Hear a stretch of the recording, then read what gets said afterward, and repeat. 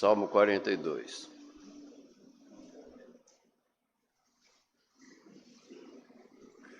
Como a corça anseia por águas correntes, a minha alma anseia por ti, ó Deus. A minha alma tem sede de Deus, do Deus vivo. Quando poderei entrar para apresentar-me a Deus? Minhas lágrimas têm sido meu alimento de dia e de noite, pois me perguntam o tempo todo: onde está o seu Deus? Quando me lembro destas coisas, choro angustiado, pois eu costumava ir com a multidão conduzindo a procissão à casa de Deus, com cantos de alegria e de ação de graças entre a multidão que festejava. Por que você está assim tão triste, ó minha alma? Por que está assim tão perturbada dentro de mim? Ponha a sua esperança em Deus, pois ainda o louvarei. Ele é o meu Salvador e o meu Deus. A minha alma está profundamente triste. Por isso, de ti me lembro, desde a terra do Jordão, das alturas do Hermon, desde o monte Mizar. Abismo chama abismo ao rugir das tuas cachoeiras. Todas as tuas ondas e vagalhões se abateram sobre mim. Conceda-me o Senhor o seu fiel amor de dia, e de noite esteja comigo a sua canção. É a minha oração ao Deus que me dá vida. Direi a Deus, minha rocha, por que te esqueceste de mim? Por que devo sair vagueando e pranteando, oprimido pelos inimigos? Até os meus ossos sofrem agonia mortal, quando os meus adversários zombam de mim, perguntando-me o tempo todo: onde está o seu Deus? Por que você está assim tão triste, ó minha alma? Por que está assim tão perturbada dentro de mim? Ponha a sua esperança em Deus, pois ainda o louvarei. Ele é o meu Salvador e o meu Deus.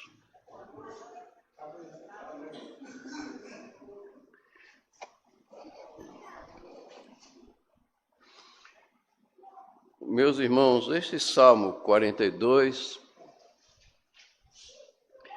é um salmo que expressa, muitas vezes, a aflição no nosso coração, né? Hoje, no almoço, Regiane disse assim: eu estou tão cansada. A Isabel perguntou: cansada de quê? Não sei, estou cansada. Eu também, não é? Quantas vezes nós estamos cansados e a gente nem sabe muito de que está cansado. A tristeza, o desânimo, o abandono, são sentimentos que muitas vezes tomam conta da gente. E no fundo a gente nem sabe muito de que está triste ou cansado. Às vezes é como se nós estivéssemos cansados de viver. E o Salmo diz: eu tenho um anseio, eu tenho uma aspiração, eu tenho desejos. E quando eu vivi momentos alegres, eu ia com a multidão do Por Deus para a casa de Deus, cantando em alegria, mas parece que isso passou. O meu momento hoje é de tristeza. A minha alma está abatida. E ele, como que conversando com a alma, diz assim: ó minha alma, por que você está triste? Por que você está abatida? E aí ele diz para a sua alma triste, abatida: minha alma, espera em Deus, eu ainda o louvarei, ele é o meu Deus e Salvador, Então ele está conversando com a alma, uma alma abatida, uma alma triste. Mas ele está dizendo para a sua própria alma: minha alma, não se entregue, não abandone, persevere, espere no Senhor. E aí tem uma frase no verso 10, que é dito também no outro versículo do Salmo. Ele diz: e os homens, vendo a minha tristeza, vendo esse momento que eu estou vivendo, eles perguntam: o seu Deus, aonde ele está? O seu Deus, aonde ele está?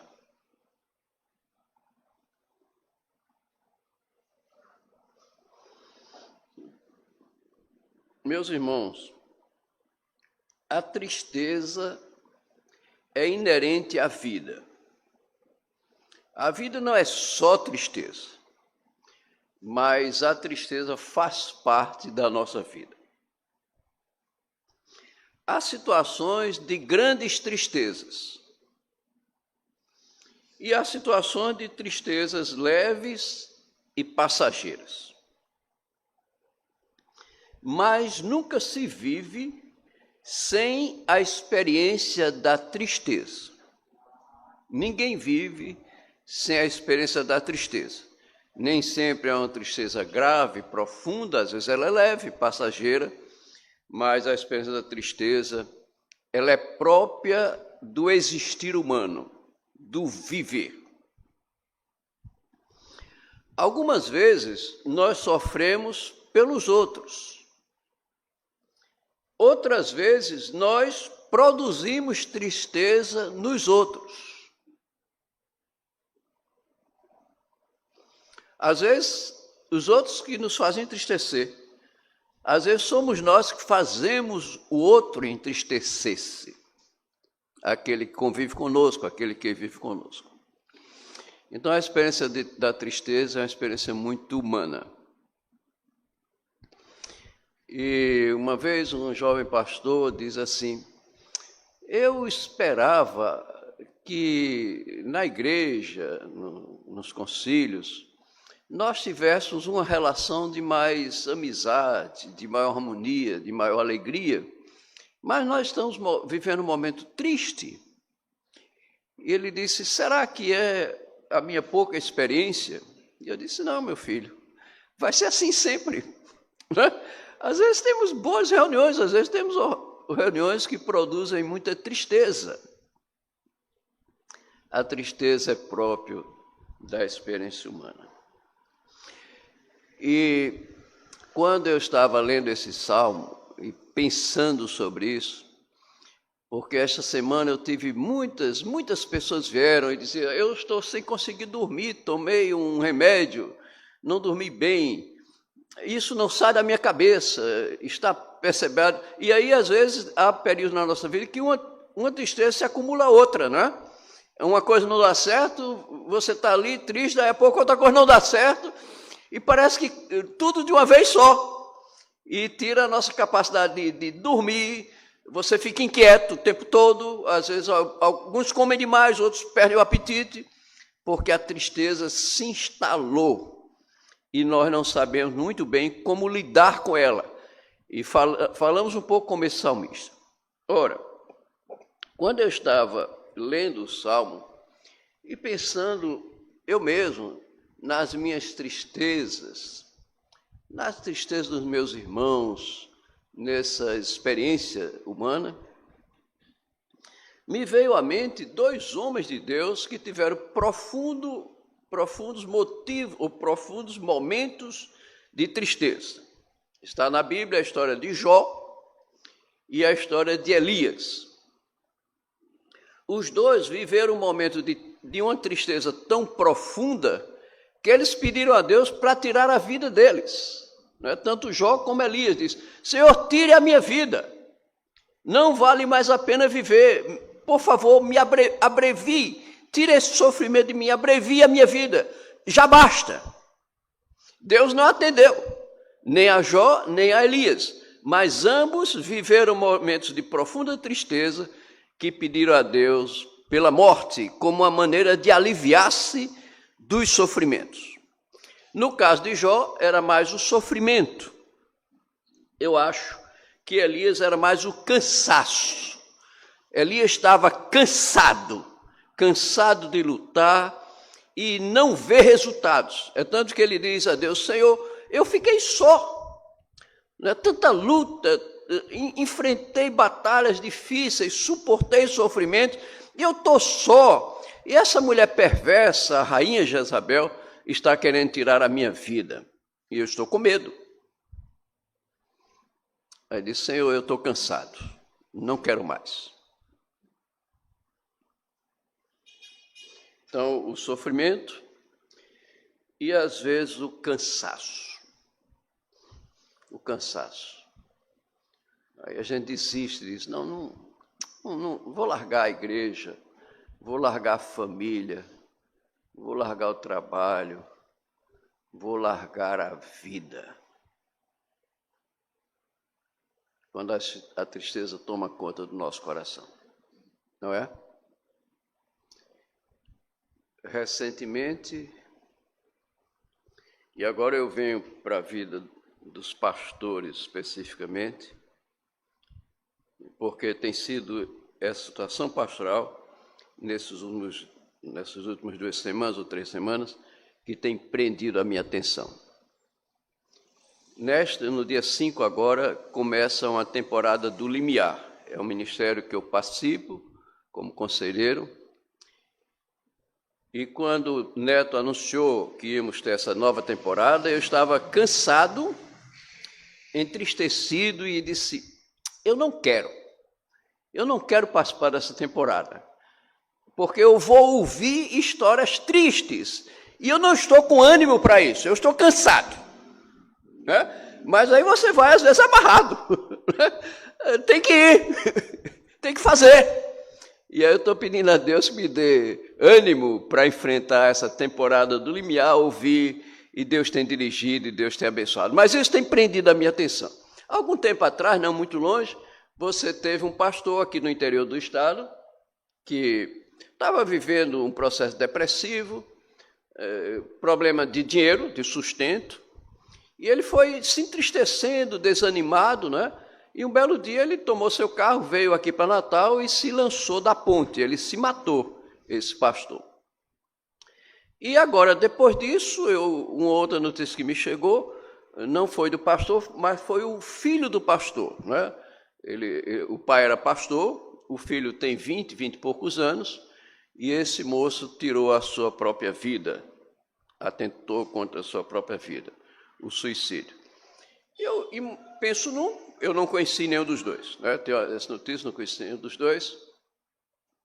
Mas ao ouvir aquela notícia, eu olho para a fotografia daqueles homens e digo assim: meu Deus, onde está o teu Deus? Não é? Esses homens, um dia eles disseram sim ao Senhor. Ele disse: o Senhor está me chamando para ser pastor. Eles entraram no ministério, eles se empenharam, tiveram vitórias e fracassos, tiveram alegrias e tristeza, mas o fato é que eles chegaram a um ponto de exaustão, não é? Se exauriu, não tem mais força, não tem mais ânimo, a ponto de desesperar da vida. E o outro pastor vê o seu filho, um jovem, um homem com a vida toda pela frente, por termo: o que pensa esse pastor? E nessa semana, um pastor amigo meu, esse eu conheço, ele escreveu uma carta abrindo mão do pastorado e dizendo: olha, estou vivendo esse problema, os meus amigos me abandonaram, eu estou sendo acusado injustamente e eu não estou suportando mais esse peso, largo a igreja.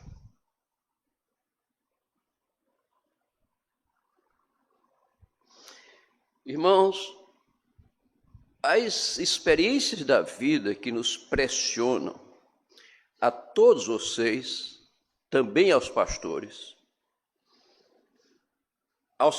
talvez um pouco mais, porque eles têm essa expectativa de que, por servir ao Senhor, Deus haverá de lhes dar uma proteção especial e eles serão poupados de algumas tristezas, e eles constatam que nem sempre são poupados. Então a dor é maior. Percebe o que o salmista diz? Você tem uma expectativa, você tem uma esperança, você tem um anseio, e de repente, quando aquele anseio não se cumpre, você vive uma tristeza que tende a se instalar e a dominar o seu coração. Entendo que a minha convivência limiar com colegas e notícias de pessoas que eu nem convivo, que um dos aspectos que pressiona muito o pastor, e certamente algumas famílias, é o sustento. O sustento. É muito tenso, não é? Você chegar no final do mês e não consegue honrar os compromissos. Às vezes precisa fazer uma compra e não tem dinheiro, tem que adiar para o dia seguinte, para a semana seguinte. Às vezes tem que conseguir um empréstimo, pedir ajuda de alguém.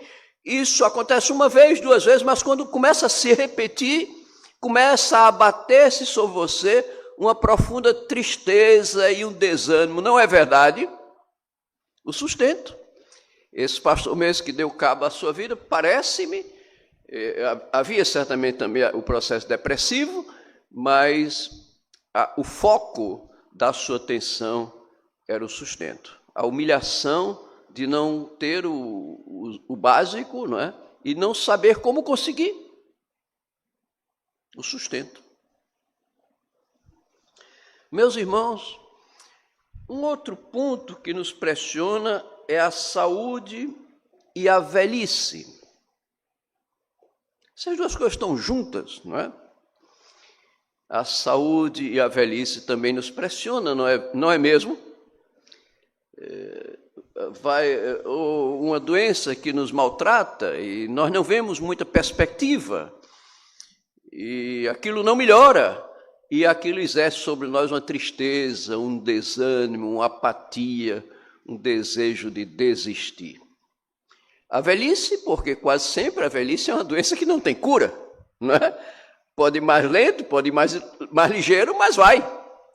Não é? E as forças, eu percebo algumas vezes, a última vez eu fui pegar um saco de negócio de material de construção no carrinho para botar no meu carro, e o carrinho virava e eu não tinha força de fazer as duas coisas, e um homem que estava assistindo disse assim, o senhor quer ajuda? Aí eu digo, quero. Aí ele veio, tirou e botou no meu carro, eu agradeci e fui embora. E eu disse, rapaz, eu estou sem força, né? E não vai voltar. Essa força que eu tive um dia não vai voltar, ela vai diminuir. Então, a doença, a velhice, são fatores de tristeza, de tensão. Eu julgo que eu ainda poderia mencionar a família e o valor. Família e senso de valor. Senso de valor é porque todos nós queremos ser amados. E quando você vai sendo deixado de lado, quando você vai sendo esquecido, isso dói no coração. Sobretudo quando não há um reconhecimento, não há uma honra. Eu estou mencionando isso porque eu entendo que isso é uma dor que às vezes se estabelece na vida de um pastor. Pastores que foram bons pastores. E a política eclesiástica, alguém que ambicionava, derrubou aquele pastor, e ele carrega aquela dor, aquele sofrimento nos seus últimos anos de vida, no final do seu ministério. Um pastor que foi meu pastor na adolescência, excelente pastor, talvez um dos melhores pastores que passou pela IPN, e eu convivi agora na velhice dele, e ele disse, ele deixou Natal, foi para São Paulo, dirigiu uma grande igreja em São Paulo, e ele completou 70 anos, e a jubilação era compulsória. E tinha um pastor jovem, ambicioso, que no dia do aniversário dele ligou e disse assim, pastor, quando é que o senhor vai pedir a jubilação? E ele disse que aquilo deu uma tristeza nele tão grande. Ele disse, caramba, no dia do meu aniversário, o cara nem esperou o dia seguinte, já está dizendo, vai embora, pastor, eu quero o seu lugar. Não há uma palavra de alegria. E ele disse, mas jubilação devia ser júbilo, devia ser alegria. Né? O pastor deveria ter terminado seus dias com alegria. E ele diz, puxa, como é mesquinho o pastor jovem querendo o meu lugar. Ninguém reconhece esses anos que eu trabalhei. Hoje já estou cansado, mas eu trabalhei, eu servi. Então isso é o que eu chamo de valor, de honra. E nós, muitas vezes, os pastores, levam essa tristeza no coração. E a família, irmãos. Além do limiar, tem um grupo de pastores que eu frequento todas as semanas. Tomamos café juntos toda sexta-feira. Tal de 12, 14 pastores, o grupo todo chega a 18, mas a frequência gira em torno disso. Meus irmãos, talvez não tenha nenhum pastor que não leve consigo a tristeza, o sofrimento de um problema familiar. De um filho que abandonou o evangelho. Alguns até envergonham o evangelho. Teve um pastor que viveu uma crise, uma luta na igreja, né? E disse que a esposa disse assim, eu não vou mais para a igreja. O pastor não pode amarrar a mulher e levar amarrada?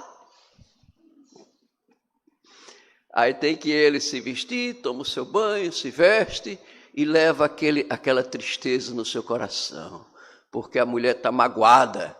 E ele fica orando a Deus, pedindo, às vezes conversando, esperando que aquela mágoa passe e aquela mulher renove o ânimo, mas ela está desanimada, ela abandonou, ela desistiu.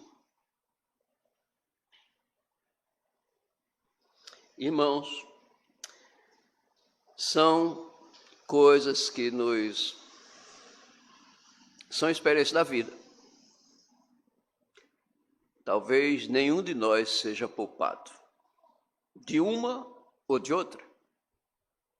Nenhum de nós é poupado da tristeza.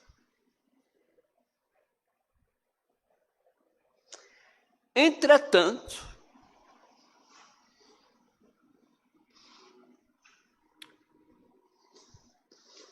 a Bíblia diz como a gente deve lidar com a tristeza.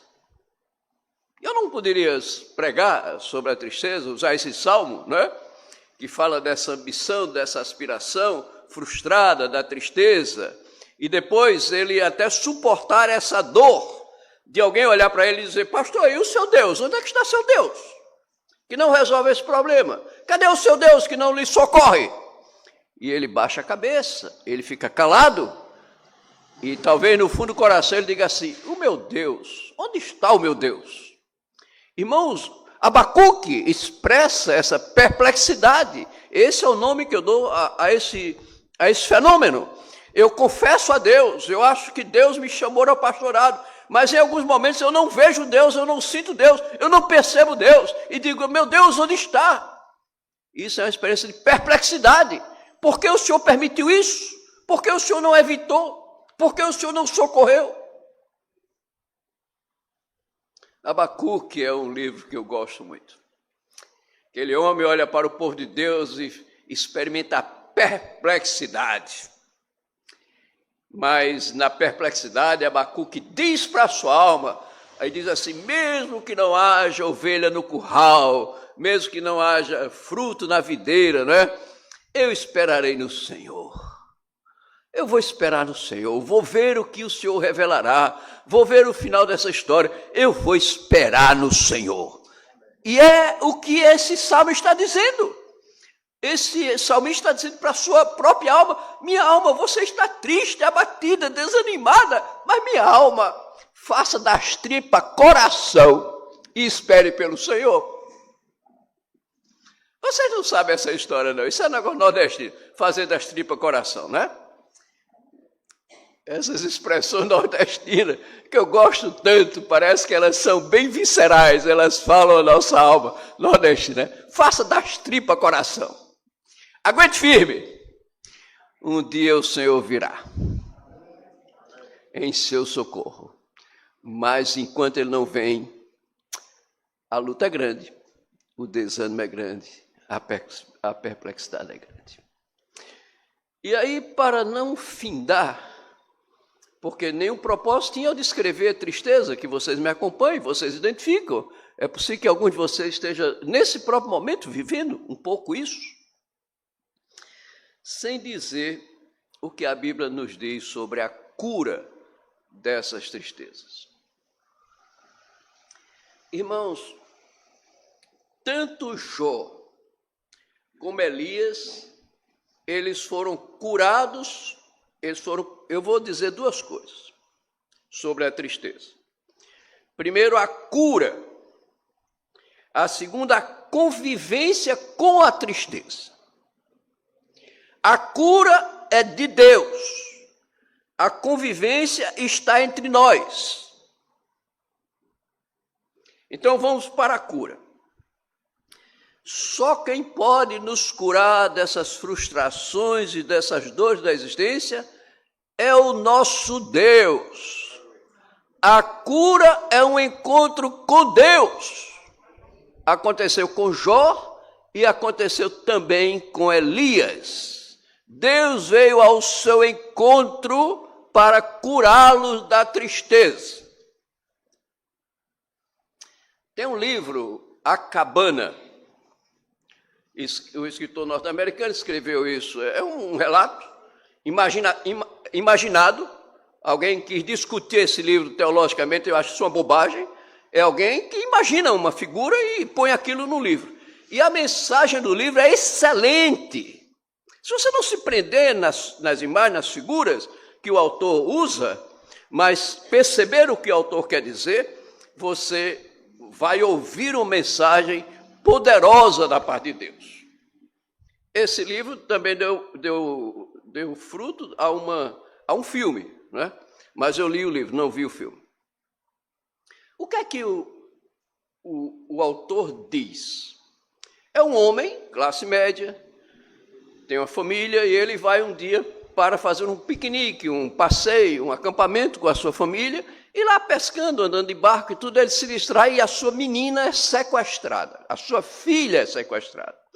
Ele aciona a polícia, em vão, nunca mais ele encontra essa menina. Não lembro mais a idade, a menina tinha 8 anos, 10 anos, alguma coisa assim. Ele nunca mais encontra essa menina. E a partir dessa experiência, se instala na sua alma uma profunda tristeza. Tristeza porque ele diz, por que eu não estava presente? Por que eu não protegi a minha filha? Por que isso foi acontecer comigo? Por que não se encontra a menina? Porque eu sequer pude sepultar o seu corpo. E ele chora, se desespera, depois se aquieta e vai viver a vida. Cuidar da vida, trabalhar, cuidar dos outros filhos, mas nunca a sua alma deixou de guardar essa profunda tristeza.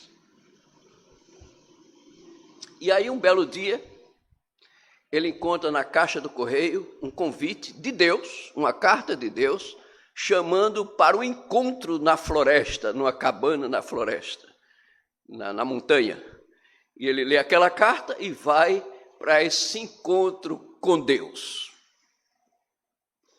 E aí tem as imagens, Deus é a Trindade, 3 pessoas, ele convive, conversa com Deus, Deus dá alguma resposta, mas no final de todo o relato, no final daquela história, Deus permite que ele saiba o que aconteceu com a sua filha, que ele até então não sabia.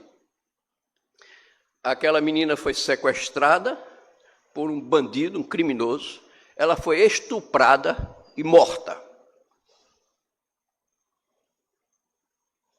Que coisa violenta. Para um pai saber disso em relação à sua filha, uma menina. Mas a revelação de Deus não para aí.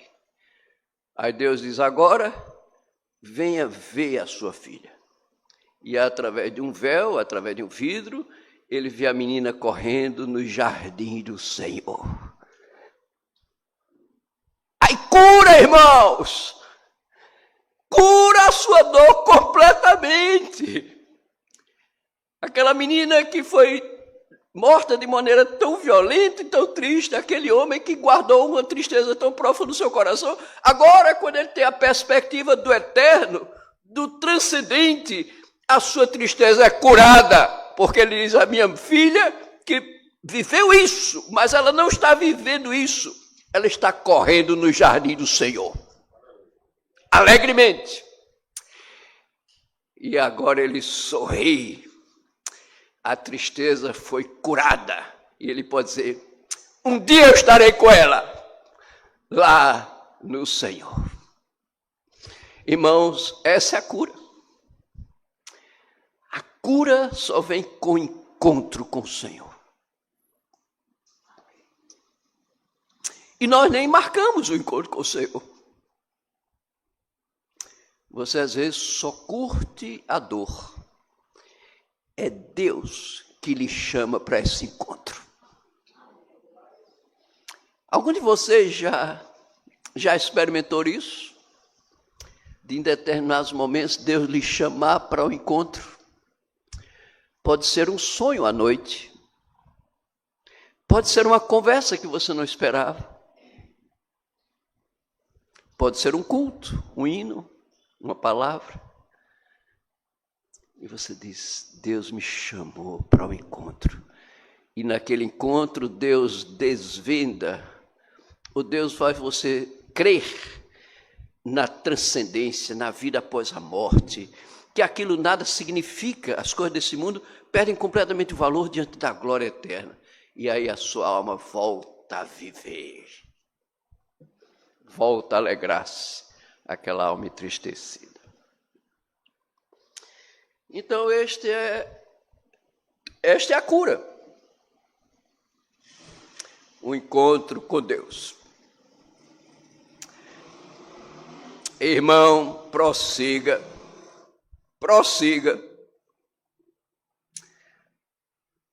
Confie no Senhor. Espere no Senhor. Ele é capaz de curar a tristeza da sua alma. E Ele cura desse jeito, fazendo você perceber o que foge aos nossos olhos carnais. Mas, irmãos, nem sempre nós temos a cura. É como enfermidades. Tem doenças que você cura e tem doenças que você convive com ela. É provável que entre os adultos aqui, todos vocês tenham alguma doença com a qual você convive. Não é normal isso? Não é? Tem um que é diabetes, tem um que tem alta tensão, tem um que tem uma coluna arrebentada, tem um não sei o quê. Não é? Tem um que é feio. Não, mas feio não é doença. Então, é aquela doença que você aprende, tem determinadas coisas que você não faz, né? Tem algumas coisas que você faz que minora, diminui o sofrimento, assim por diante. Bom, então, as tristezas da nossa vida também, além dessa cura que é sobrenatural, que é de Deus, a Bíblia nos ensina a conviver com as nossas tristezas, para que elas não dominem, não nos levem ao desespero, ao desânimo, à prostração, mas nós possamos conviver com aquela enfermidade, com aquela tristeza, de maneira menos danosa, ou minora a tristeza. A convivência com a tristeza. Meus irmãos, eu disse que você se entristece pela vida do outro, e quase sempre você pensa erradamente assim: se não fosse isso, eu era feliz. Isso é um engano, isso é uma mentira. Tanto você sofre do outro, você também faz o outro sofrer, não é? Quando o casamento está brigando, quando o casal está brigando, isso é muito comum. O pastor conversa com a mulher, aí a mulher diz assim: olha, a desgraça da minha vida foi ter casado com esse homem. Se ele desapareceu, eu vou ser feliz. Aí você conversa com o marido fala menos, mas quando ele fala, ele diz assim: rapaz, essa mulher não tem quem aguente. Se não fosse ela, eu seria feliz. Os dois estão se maltratando. né? Em graus diferentes, mas estão se maltratando. Um sofre e faz sofrer. Irmãos, assim como nós podemos, e esse é o caminho que Deus dá para conviver com as tristezas dessa vida, é o outro. Porque assim como o outro pode causar sofrimento, o outro pode causar cura e conforto e alívio. Vocês estão entendendo? Não é verdade?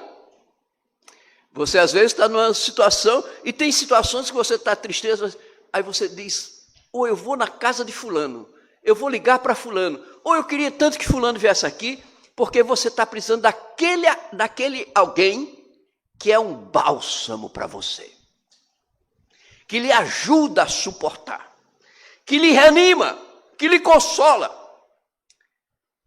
Irmãos, Deus quer que todos nós sejamos consolo um na vida do outro. Esse é o desejo de Deus. O desejo do maligno é que você faça entristecer o seu irmão. Com palavras, com atitudes, com mentiras, com traições. Isso é do diabo. E o diabo muitas vezes semeia no meio do povo de Deus essas obras malignas. E eu estou dizendo da parte de Deus, irmão, deixe o Espírito Santo controlar você. Diga não ao maligno. No próximo domingo nós vamos estudar as tentações de Jesus. E Lucas, na escola dominical. Venham para a escola dominical, viu? Os que puderem. Estamos estudando Lucas. Diga não. Quando o diabo sugerir uma atitude de vingança, quando o diabo sugerir inveja no seu coração, quando o diabo sugerir que você tem que mandar no outro e controlar a vida do outro, diga não. Isso não é de Deus. De Deus é abençoar. De Deus é consolar. De Deus é aliviar. E Deus criou a igreja. Deus criou a família. Isso são criações divinas. Tanto a família quanto a igreja. Porque Deus sabe que nas tristezas da vida nós precisamos do outro para nos ajudar a conviver com as tristezas. Mas aquilo que Deus criou para ser bênção, muitas vezes é uma maldição. E não é mesmo? Muitas vezes é uma maldição. Eu tenho amigos que eles não querem ir para casa. Eles saem do trabalho e ficam zanzando. Tem um rapaz que ele tinha um caminhão e transportava, fazia mudança, e ele foi fazer a mudança do meu filho, e a gente ficou conversando por lá, aí ele falando da mulher dele, né? Aí dizia assim, a dona Onça, a mulher dona Onça. Eu achei aquele engraçado, ele ia falar da mulher, a dona Onça, eu digo, aí lá para a gente diz, rapaz, cuide bem da dona Onça, rapaz, cuide da dona Onça, né? Mas, ou seja, esse moço, o último lugar que ele queria estar na vida era na sua casa. Podia ser até aquele que tinha criado a dona Onça, né? Mas ele não tinha vontade nenhuma de ir para casa, porque ele ia encontrar a dona Onça lá, fazendo confusão. Mas é bem possível que ele também agredisse a dona Onça.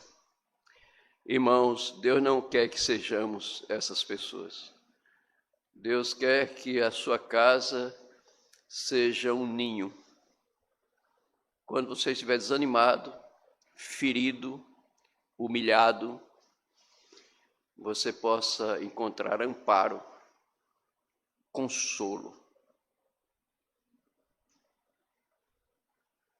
Peça a Deus que Deus faça da sua casa esse lugar de consolo, para que você possa conviver com as tristezas dessa vida e suportar esses embates. Na Bíblia, diz o seguinte, a convivência com a tristeza depende de relações, não depende de uma pessoa isoladamente, mas depende de relações de justiça e de amor. Eu estou terminando o sermão colocando isso na sua cabeça. As nossas relações, seja de família, seja na igreja, seja nos concílios, precisam ser relações de justiça e de amor. As duas coisas. Justiça e amor, juntos. Quando uma igreja vive isso, essa igreja é um lugar de amparo, é um lugar de socorro, é um lugar para curar as nossas feridas. Em segundo lugar, irmãos, a Bíblia nos ensina que as nossas relações devem ser de fé, de graça e misericórdia e de boas obras.